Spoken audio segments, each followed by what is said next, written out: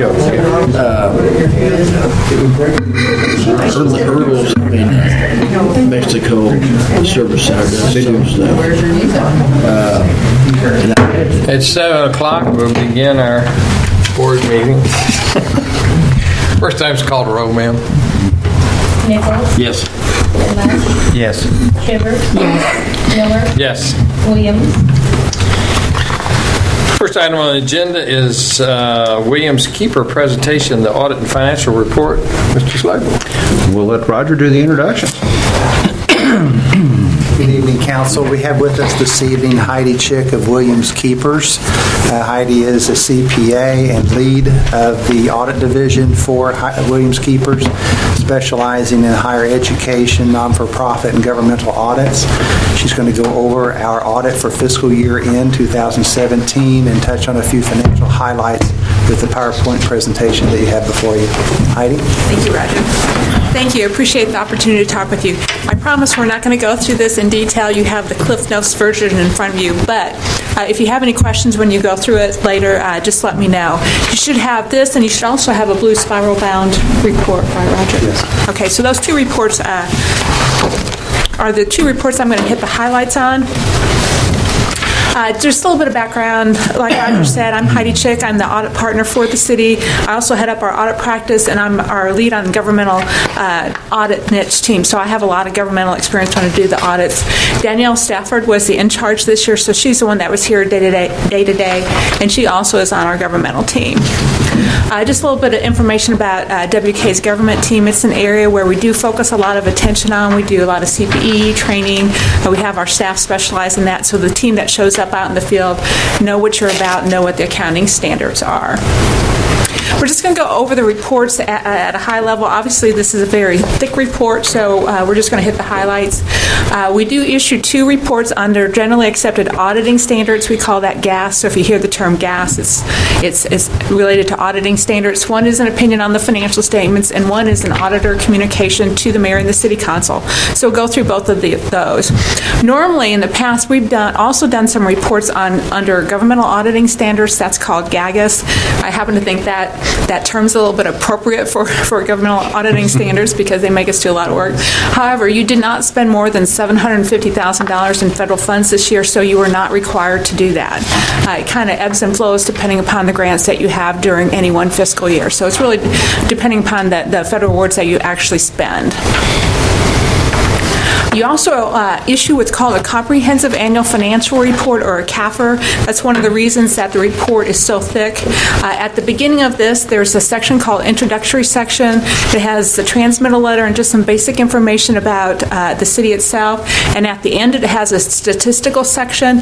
And I always think that that's a really interesting section to look at because it gives you 10 years trend history on your expenses, on your revenue sources, just a lot of really good information that kind of gives you a perspective on how the city doing.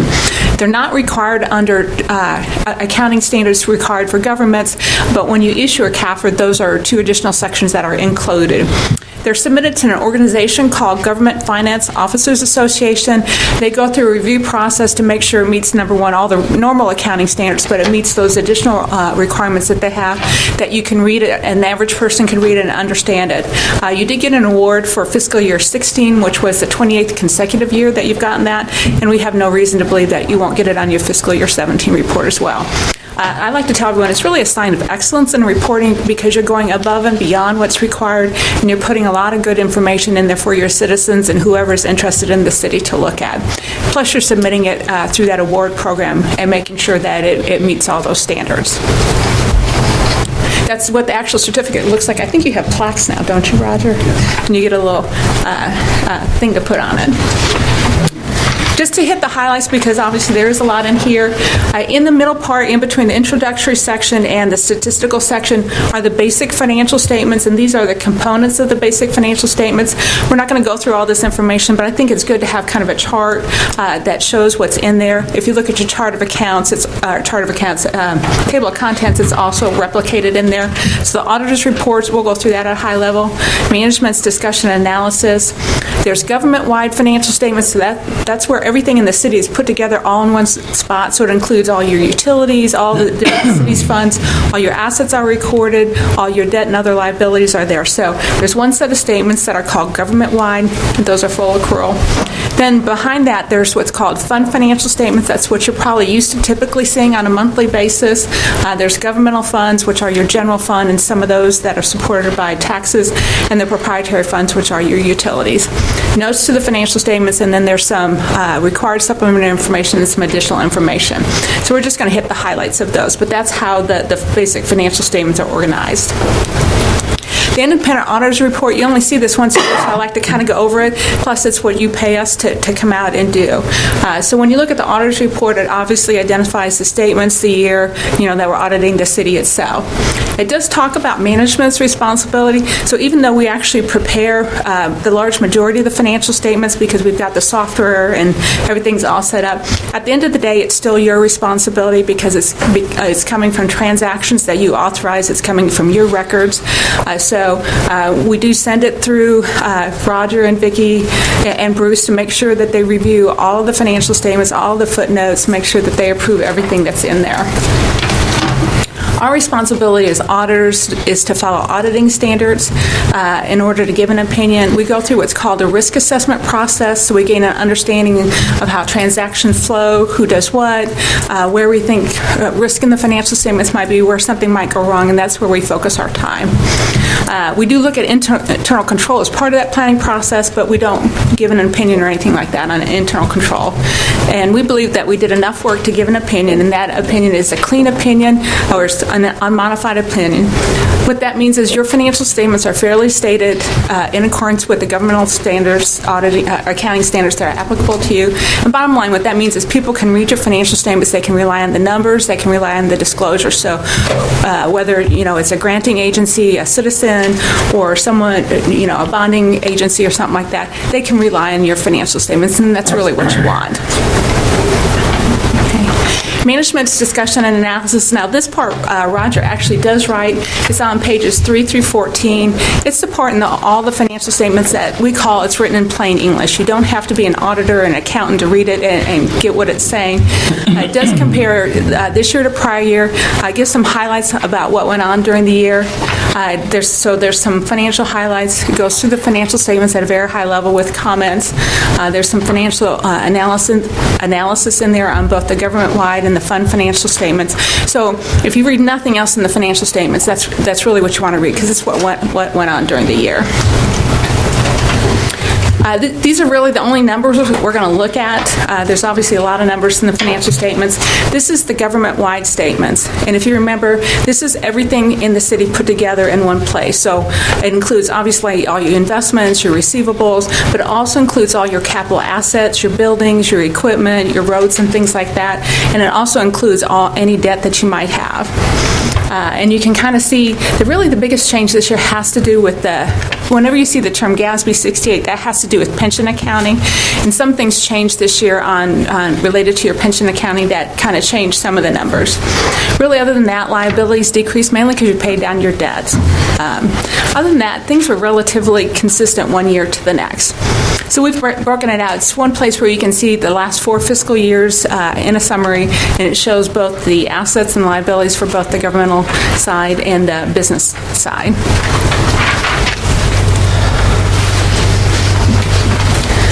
Okay, this is the statement of activities. This is basically your income statement, and again, we're showing the past 4 years so you can kind of tell what went on year to year.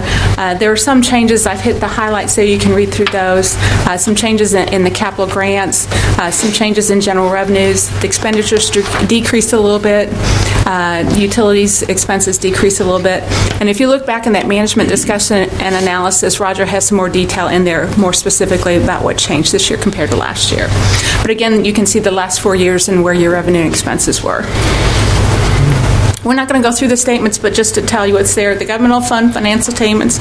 Anytime you see the term governmental, what that's talking about is any activity the city has that's basically supported by taxes, whether it's sales tax or property taxes. It's when you think of a government, it's maintaining streets, it's providing public safety, that type of stuff. Those are called governmental funds. So there's 4 statements that are related to that.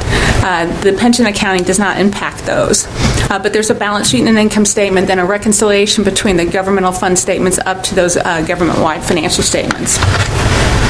Proprietary funds, they also have 3 statements in there. They also have a balance sheet, an income statement, and they have a statement of cash flow. So that kind of converts your income statement into cash in and cash out. And I don't mean to go through these, so if you have any questions as we go along, just let me know. Otherwise, you can easily read the highlights that are in there. The footnotes, we always say that they're an integral part of the financial statements because we all know numbers don't tell the entire story. So we think that the footnotes really add to the understanding of the city's financial position. They're on pages 24 to 45, so there's quite a bit there to read.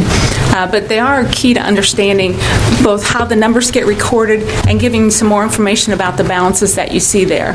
They're pretty consistent year to year. There weren't really any new standards this year, so they're going to be pretty consistent with last year. The only new footnote this year had to do with tax abatements.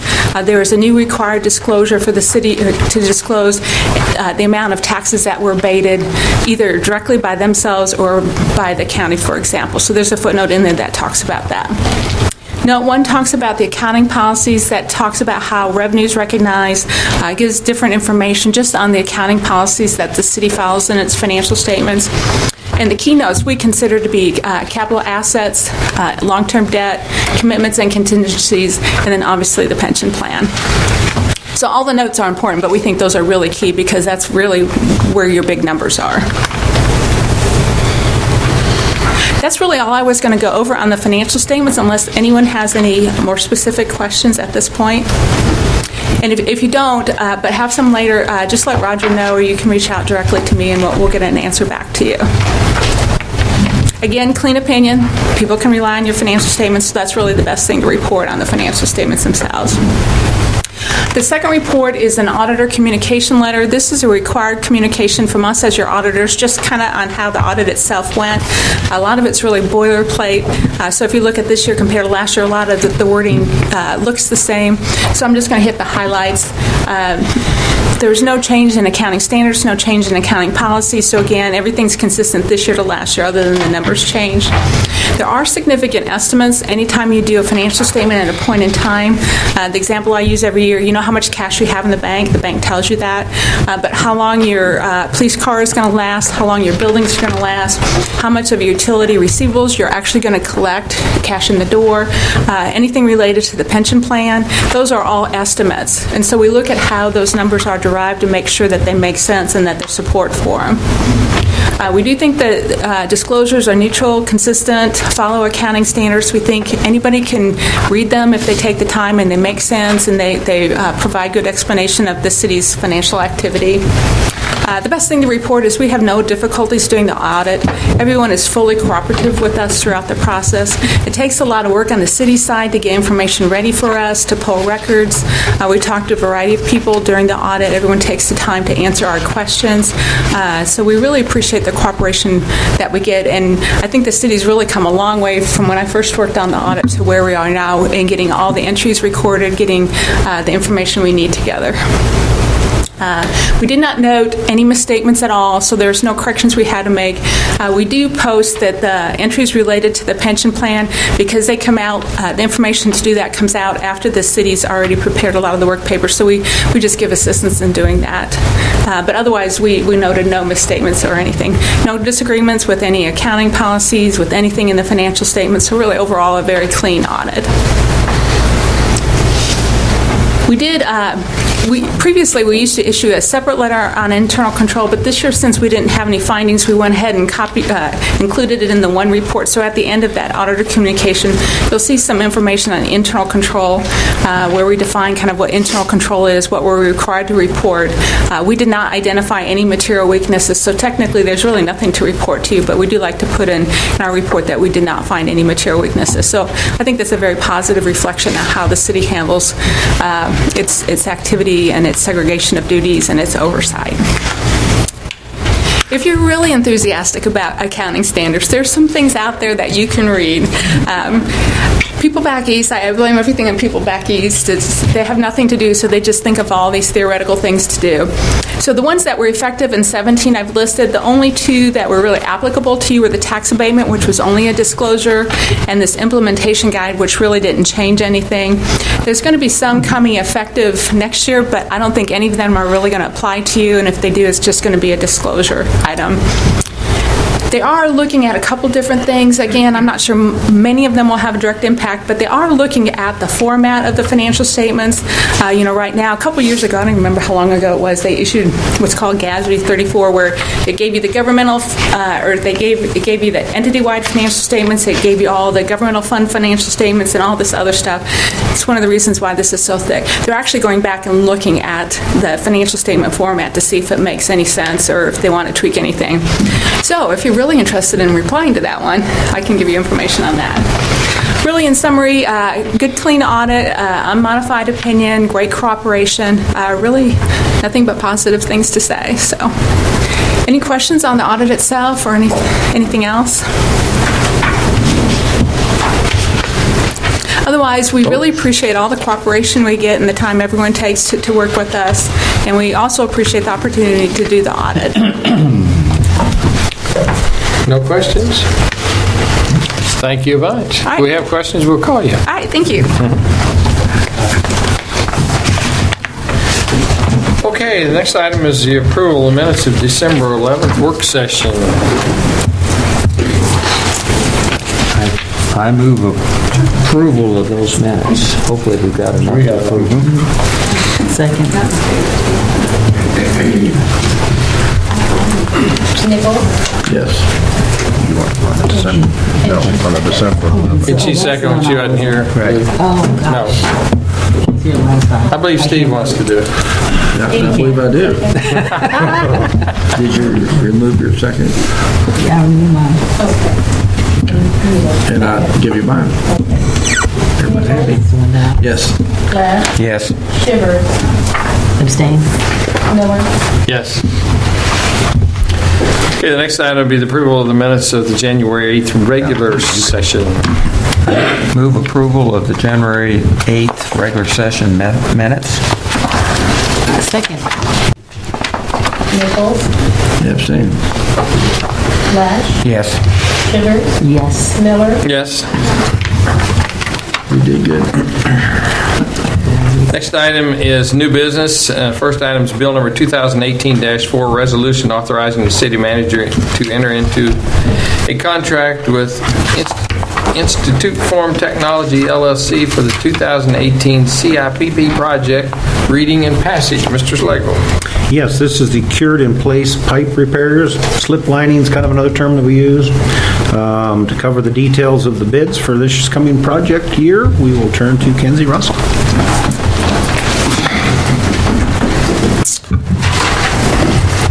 We advertised this project just before Christmas and opened bids on January the 16th. We had 3 bidders. All 3 of the contractors have previously worked in Mexico. In Situ Form Technologies was our low bid for the work. They just finished our 2017 CIPP work. The work includes the rehabilitation of about 23 manholes and slip lining about 3,500 feet of pipe. The manholes are primarily in the northwest part of town. All but 2 of them are brick. that will be lined with an epoxy lining. The pipe lining is in various locations around the city. Maybe the most significant is to continue some of the work on the Lafayette trunk sewer. And then there's a section of the work that includes cleaning and TVing the additional large diameter main that continues across Liberty Street and through the MMA property. And we'll see what that all looks like because the diameter of the pipe is such that the city's equipment isn't effective in TVing that or cleaning it. We've made that a part of this contract. The in situ form bid was the low bid, considerable savings there. We anticipate that if the cleaning and TV finds issues, we will have funding in the budget that we can consider applying to repair or extending some of that work. And so we're recommending approval of the resolution to authorize the contract. How many brick manholes do we have? I'm sorry? How many brick manholes? We have a total of about 1,800 manholes throughout the city, and I do not have a breakdown on how many are brick and how many are precast concrete, how many are concrete block. But we have all three of those in the mix. Well, the majority of brick, aren't they? Certainly throughout the older part of town. Prior to about 1960 or so, brick was the material that was used.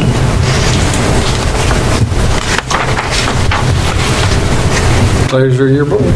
I move for reading of bill number 2018-04. Second. Nichols? Yes.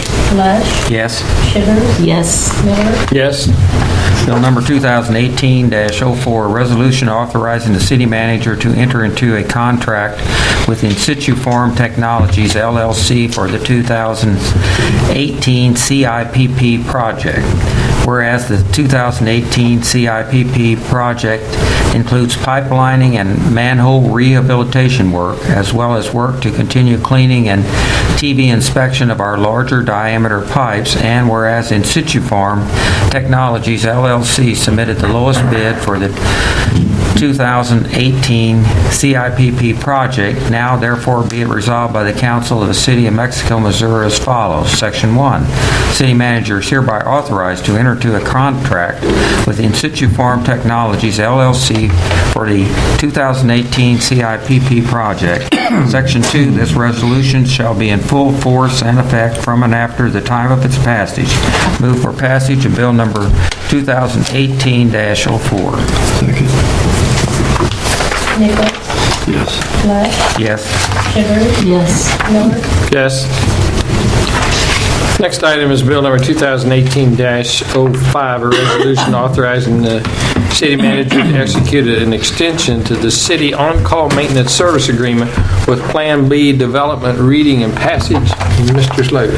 Yes, Your Honor, this is a renewal option for our on-call maintenance agreement with them. To cover the details, once again, we'll turn to Kenzie Russell. Plan B Development is a local contractor. Back in January of 2017, they were the successful bidder for our on-call contract services. That contract allowed for a renewal, an option to renew for 1 year. That time is here. We are recommending that we renew that contract. It's based on the same rates that the original contract was, and we use them primarily for sewer repair, but we have used them to help with some concrete street repair. They are available to help us with snow removal and other services as it might arise. It's your all's pleasure. I make a motion to read bill number 2018-5. Second. Nichols? Yes. Lush? Yes. Yes. Miller? Yes. Bill number 2018-5, a resolution authorizing the city manager to execute an extension to the city's on-call maintenance service agreement with Plan B Development. Whereas the city of Mexico currently has a contract with Plan B Development for an on-call maintenance service dated January 10th, 2017, whereas the contract provided for a one-year renewal option, and whereas the city of Mexico and Plan B Development have agreed to exercise the option for the year 2018. Now therefore be it resolved by the Council of the City of Mexico, Missouri as follows. Section 1, the city manager authorized to sign an extension with Plan B Development for on-call maintenance services. Section 2, this resolution shall be in full force and effect from after its time of passage. I move for passage of bill number 2018-5. Second. Nichols? Yes. Lush? Yes. Shivers? Yes. Miller? Yes. Next item under other business is staff report, task order to replace the spillway pipe at Kiwanis Lake. Mr. Slater. Yes, Your Honor, upon inspection of the spillway, we have discovered some issues that need some attention. And to cover the details of the work to be performed, Kenzie Russell again. Last time tonight, hopefully. The Public Works Department and Park Department have worked together on this. Park Department had commissioned a inspection of all the dams for the city-owned lakes, and one of the issues that they found with Kiwanis Lake and Plunkett Park was a failure of the spillway pipe. That pipe is a corrugated metal pipe.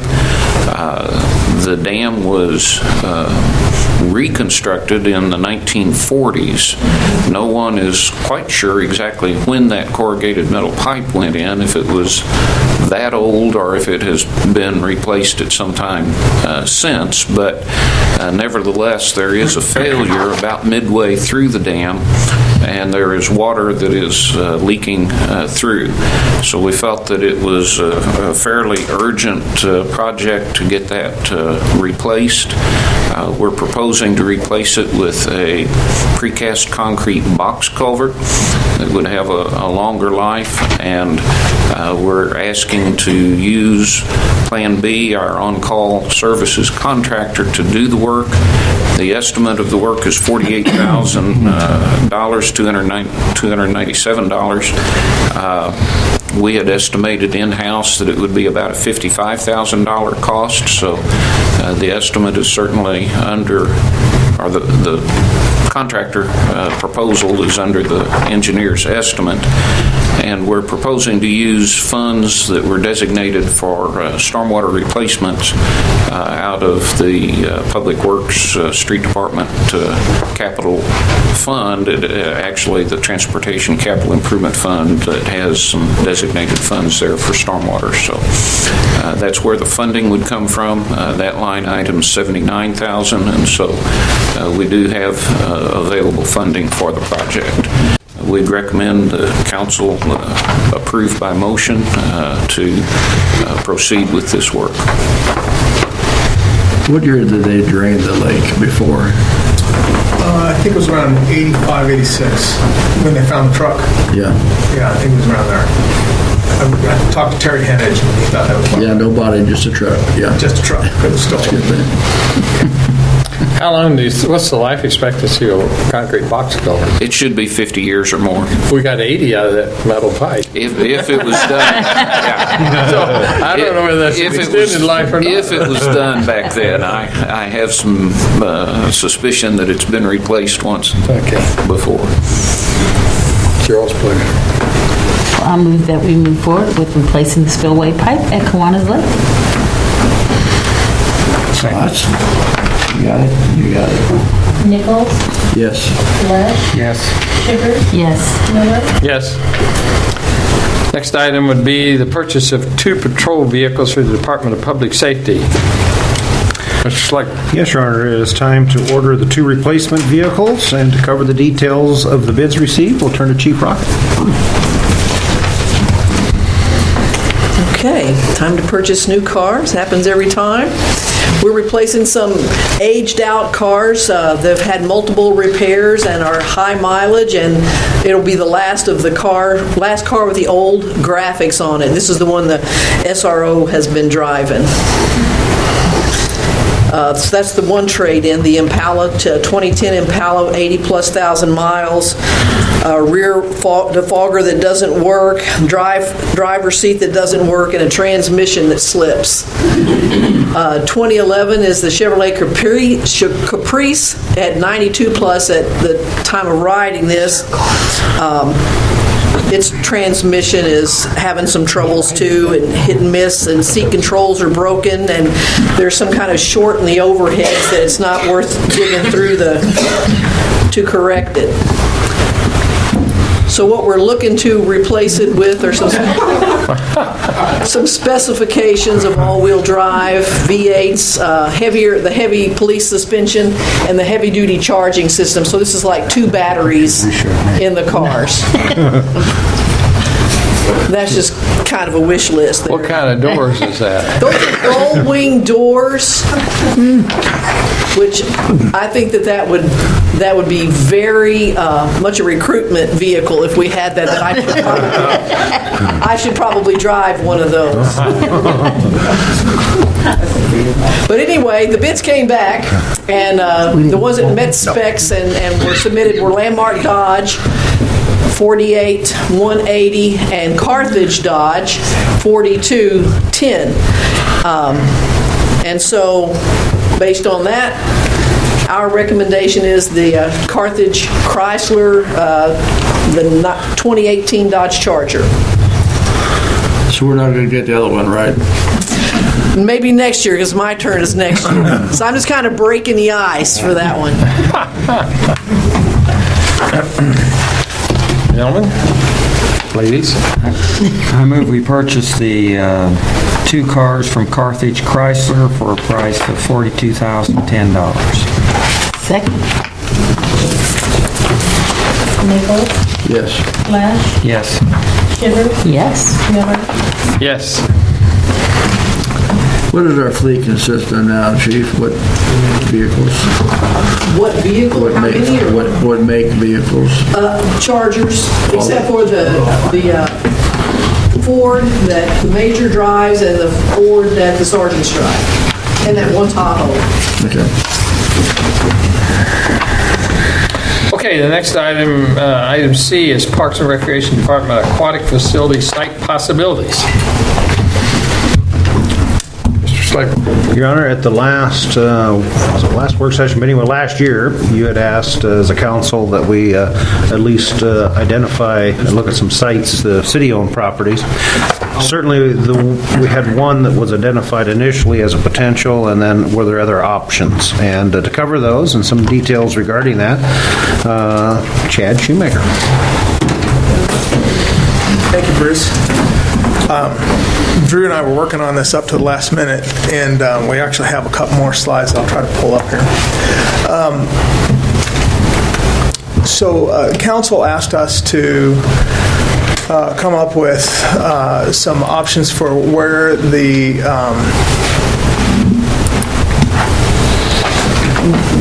proposed beach could be built within the park system.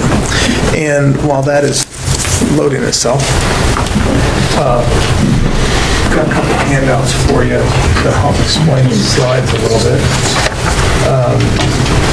What I'm giving you is a printout of the concept plan information that came from the engineer when we requested them to help us with costing. This was the original.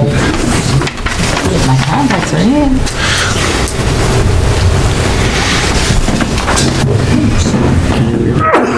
No, my only request is going to be I'll just do it by finger. at least 10 font and writing.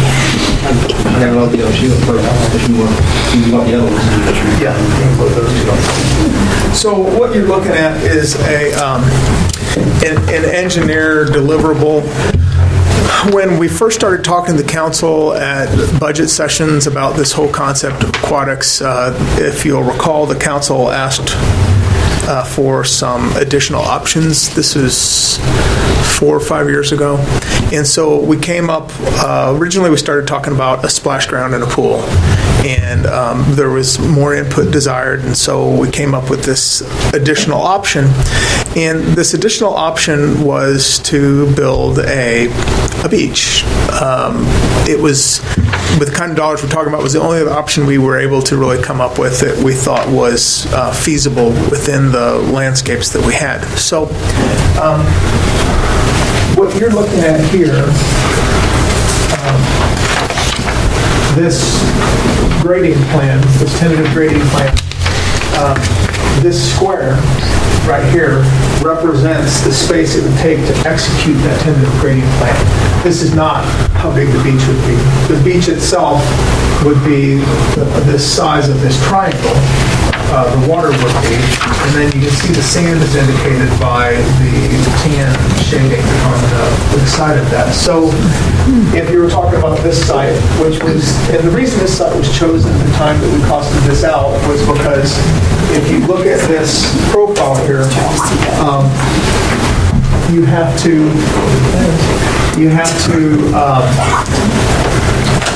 to create an executed slope, because if you pile the sand too high, every time it rains, the sand will always work down to the bottom of that slope. So it has to be at a set slope. So the reason you need so much space is because you've got to create an evenly graded slope on at least one side of this project to make it actually happen. So if you look at this, your water surface itself would be like in here, like so. So as you look at this, you can see this is the Green Estate Trail here that runs through here. So the other side of the Green Estate, when we first started looking at this process, this side just wouldn't work by the parameters that the engineers gave us to be able to have something the size that we use. So that's how we ended up selecting this site for the concept plan. The only work that we have engineered on this has been this concept plan to find out how much it would cost to actually move the dirt, how much it would cost to actually bring in sand. And on the second page of this, that's what you have. You have a breakout of how much concrete outlet structures would cost, how much it would cost to move the dirt, how much it would cost to move the sand. And so the original estimate that we gave the council of the $1.5 million is based on this concept study. And Kenzie was gracious with his time. We sat down and we figured out by boilerplate construction what we thought parking lots would cost, for the number of people that could use this facility.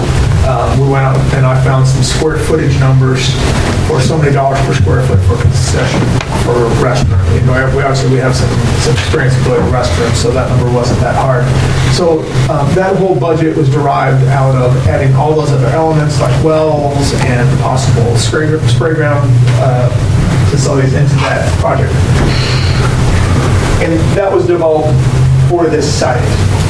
This has never been targeted as a site to build on. It was just a concept plan. Okay, so Patrick, what we're going to do now. So if you were to take this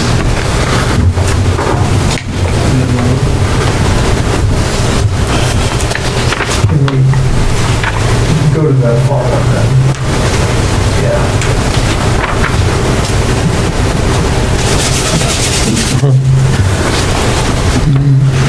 We have the picture. Do you have it up there? Okay. Welcome, Park. Yeah. Right there. Right. So if you look at Plunkett Park here, we can't build in a blue line space. We're not allowed to. But this is over by Lexington and Bennington, and this would be the Dorcas Walking Trail here that you see. This site is the only other site that we have, as we went through all the park properties that we own, that is really remotely feasible. Obviously, the slope of it works fairly well. You could netch a body of water into this. One of the problems with this site is that it faces to the northwest. So if you had people trying to sunbathe on this, the sun would always be partially shaded from over their shoulder. You would never get good exposure for sun use. We really wanted to pitch this way, in ideal, which is why the certain site was picked for a pilot. So although this is feasible, it's not an ideal site for this. Ron had mentioned Northeast Park, and if you look at the Northeast Park one, you can see that virtually the entire portion of it would be in the floodplain, which health-wise, we can't do that. We can't. This can't be in the floodwaters. That would be a really bad thing.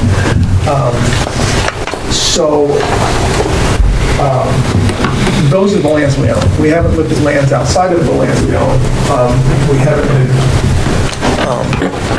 We haven't been getting any guys to do that. We have had, since this has all been getting more and more public in the discussion as far as the survey going out and everything else, and comments we've made, we have had pushback from the neighborhood over there at Green Estate that I don't think the neighborhood is very excited about the idea. I'll be frank with you. So that's the council's position to figure out. Way back when we got the park, there was no stipulation that we couldn't do anything like this with it, was there? There is a section of the park with which we cannot do anything like this. There are some significant covenants on that park about construction of structures that we would have to go look at, because I was involved in negotiating those, and honestly don't know if you can build a concession stand here or build restrooms, because there are some very, very strict covenants on it. So if you'll recall, Lou, there were two sections to the park. One section, the covenants are extremely strict. We can do virtually nothing. We can't even have lights out there. The rest of the park is less restrictive. I've been reading through that. I would feel comfortable that you could build restrooms and that kind of thing on this portion. That central portion, we absolutely could not. And we wouldn't be able to infringe on that central portion whatsoever, which is another reason why one of those doesn't work, because that upper one, I think, would infringe on that area that is called out. So you asked me for more information. That's the information that we have. Are there any questions? Chad, when I was little, long time ago, long time ago, we used to be able to swim in Lakeview and Kiwanis Lake and skate on Lakeview and Kiwanis Lake. I've just been thinking about this. Then the city came along and said lakes are way too dangerous. You can't swim in them. You can't ice skate on them. Now we're talking about building a lake that's somewhat unsupervised, and we're saying it's okay to go to that lake. And you can say, well, I don't know whether we're going to fence it or what, but if you fenced it, you'd have to fence every high school kid in town, but the thrill would be to jump the fence and go swimming when it's closed. So I'm just kind of concerned after listening to all this. Lakes are not safe in Mexico, Missouri. Now we're going to build a lake and say anybody can go there and it's unsupervised. I can say without any reservation whatsoever, the park staff, we're not rooting for any particular answer. We've been asked multiple times since 2009 to bring forth options. And we continue to bring forth options. We'll do whatever the council decides to set as policy. We don't really have a dog in that fight. We feel like we need to have an aquatics facility for people in this community. Other than that, I think the last time I said, you guys tell me what you want me to build, give me a number, I'll figure out how to do it.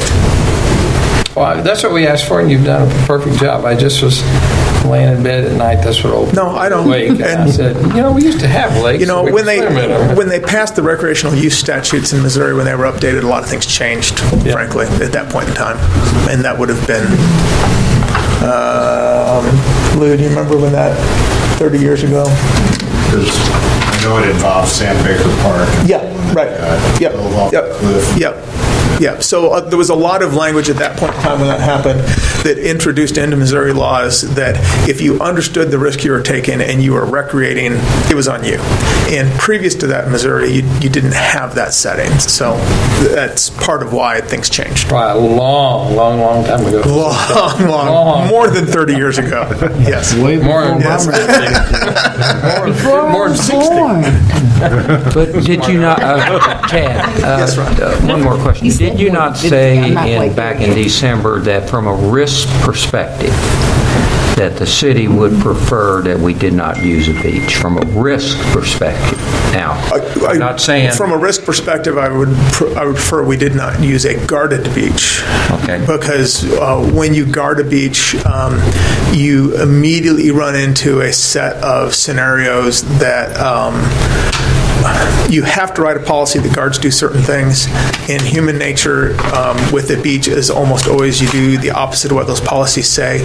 And the vast majority of the time, if a city gets sued and loses, it's at a guarded beach on drownings, because it gets into how lifeguarding is done. You have to have a different certification, a different class to guard a beach than you do a pool. It's a completely different scenario, and it's one that, quite frankly, is usually not very successful. People are just as successful guarding themselves at a beach as guards are, because you can't see through the water. Right? The water's dark or murky, and so the guard essentially can't do their function. So you're paying somebody to do a job that really can't be done. So you were referring specifically to guarded beach. Correct. Yeah. But really, If you're going to have guards, if you want to have a guarded situation, it has to be a pool, pretty much. That's why a lot of places end up with pools. If you go to Wisconsin, you'll see a lot more beaches because of the nature of the environment, the soils, the runoff. The water is much clearer up there, and that's a situation where it's easier to guard. Ocean beaches, same thing. When you have a municipal beach along the ocean, you have guards. Thank you. Further questions? If not, that's exactly what we asked for. Next item would be the approval of the claims. Second. Nichols? Yes. Webb? Yes. Schindler? Yes. Miller? Yes. Next item are comments. Let's begin with the council. Begin with Ron. Well, again, a great job on the audit report, guys. Really good, great, and I think that speaks well for the city in terms of people looking at it and knowing that our books are accurate, and maybe we won't have the State Attorney General's office coming here to audit, as they are in a small community west of Jeff City, I heard recently. So thank you guys for that. That's really neat. Also, it's great to see Spartan announcement last Friday. That's terrific for our community, and thank you to Spartan for choosing to be here. Thank you to the hard work for Russell and Bruce on this project and getting them here, and also to the county and Project Progress Mexico for their efforts. I do have a question involving this evening about cleanliness of the city. I keep repeatedly being asked about, junk in people's yards and, trash thrown around. And I guess what does it take for a person driving to the community to stop and do something about it? And I'm talking about the city employee now. At what point do they drive by and say, that looks awful. I think I ought to stop and do something about it. Can you give us a general idea when they do that? Probably every day, but the process is that we can send out notices for the junk. It's a 7-day notice. If they do not respond, they send a certified letter, and at that point, it is actually turned over to our court system. So while it's there, we're waiting for it to be, they can come in and they can say they're not guilty or whatever, they could be continued or anything, but Yeah, I understand that process, but, you drive by so many homes and the yard has toys laying in it, or it has a trash can thrown out there, and it's there all the time. When do we stop? I mean, do you have to get a call? not really, because they go Monday through Friday, we go through every neighborhood, and each Thursday we get a report. It's several violations that we put out there, and the notices have been sent, but they're going to lay it there until it actually goes through the system. So we go on that property, do we pick it up, do we put it in the back of the trunk, but, we have a list each week of whether it's junk, trash, or debris, unlicensed vehicles. This time of year, we up to 116 per week. Is that right? And we could actually give you a list each week as to... I don't And probably look at the address. Just look at the addresses and see that they have been, notices are out there. It just takes a little time. Once they leave our hands, they're out of our hands. I get several comments about it. I always tell them, call the city and report it, although some of them do not want to do that. You have this, your nuisance inspector has the city broken up, into 4 quadrants? Yes. And they drive a quadrant every week, so, one day they go to one quadrant, and then the next, and the next, and yes, they will miss stuff, but, they drive, in essence, every section, every week to try to identify stuff. And calls and notices are made each day. If we do a section, whatever the section is, basically our trash routes. And those sections, the letters they go out each night, or the phone calls are made. And it's a 7-day process to get the people to clean them up. Okay, thank you, Rita. Mr. Nichols. Thanks on the budget. I hate to be after Ron. He covers everything. Yeah, same thing Ron said.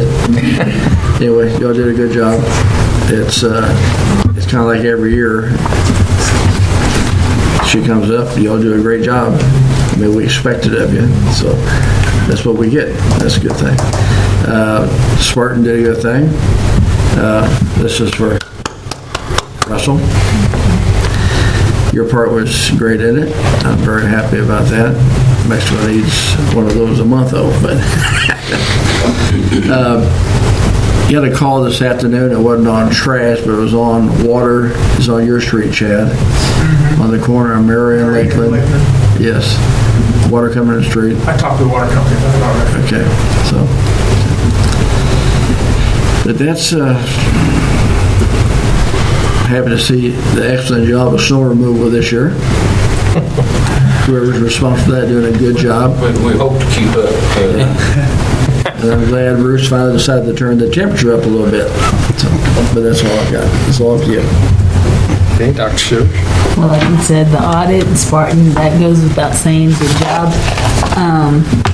MLK celebration, the first couple of days that they were able to have, went well. Got to see the mayor playing bells. That was interesting, very shocking. It was good though, I enjoyed it.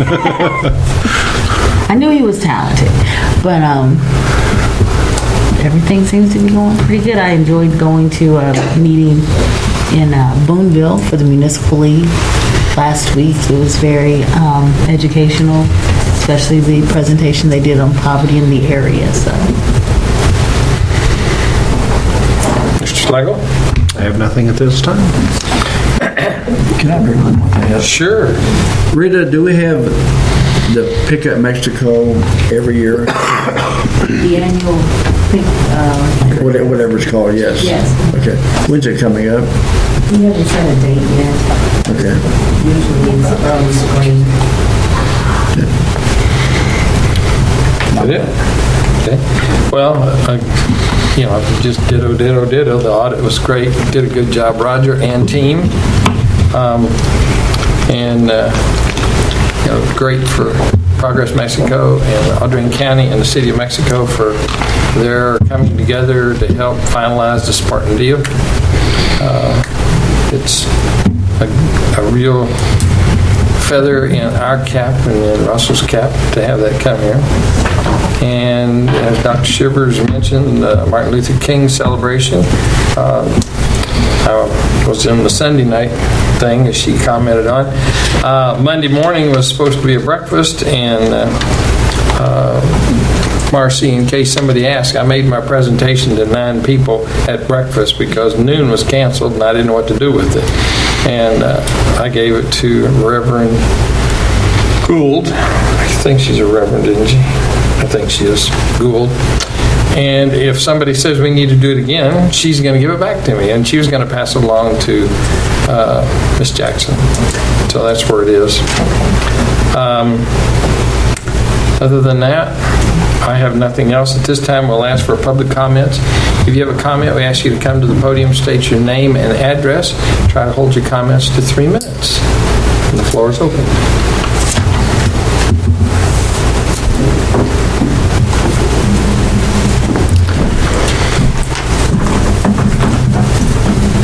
Lou Leonardi, 1423 Briarwood. I wanted to compliment the city, and in particular Kinsey's crew.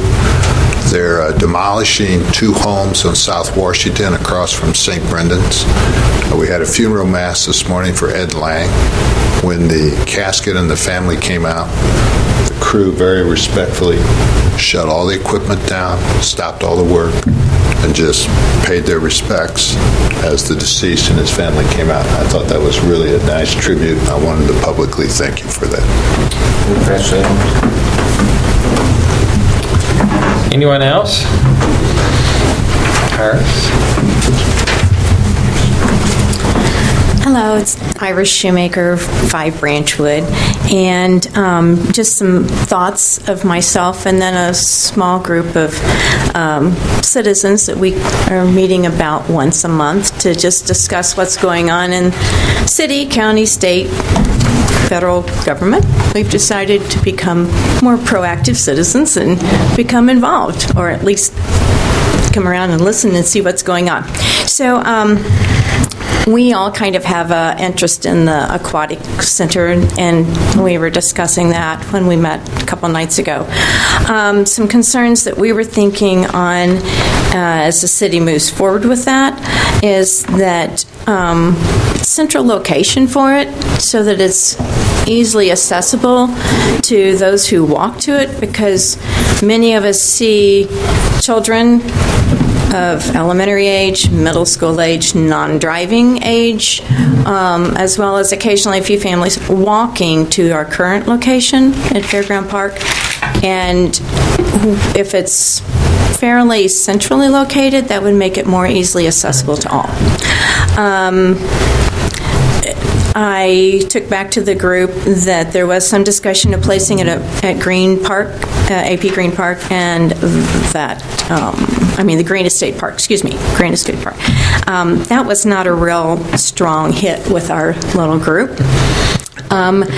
Concerns were that we love going to that park to walk in the peaceful quiet of the natural setting that's there. I know when my husband and I go there, he always feels like we've taken a step down to like Nashville and gone to Andrew Jackson's home and we're walking through the Hermitage. That's what it kind of reminds us of. And we personally, the 2 Shoemakers, would be sad if that tranquility was lost, and we enjoy the deer that we see there and things like that. I like for them to eat there and not my yard. I also think that particular location would be very tempting to folks to just simply go across the street and explore the clay pit. Also, one of the ladies was a little more informed on Stevens Lake Park, because I said that was mentioned as an example, and according to her thoughts and report was that it gets frequently closed down for E. coli. I imagine that was my 3 minutes. It's hard for me to talk only 3 minutes. Thank you for listening. Thank you. Anyone else? If not, I move we adjourn. Second. Nichols? Yes. Lush? Yes. Shivers? Yes. Miller? Yes. We're adjourned.